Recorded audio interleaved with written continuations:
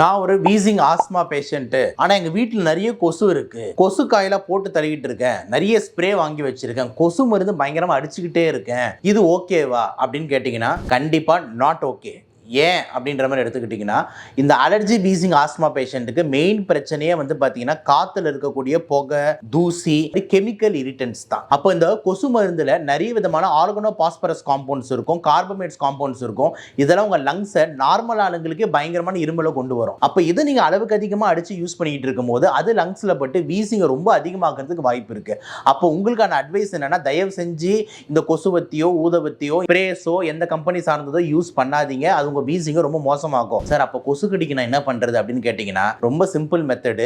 ஒரு நெட்டு கட்டிக்கோங்க ஒண்ணு. இல்லனா வந்து அந்த ஜன்னல் இந்த டோர்ல எல்லாம் வந்து நெட்ஸ் வருதுல, மஸ்கிட்டோ நெட்ஸ், அதை போடுங்க.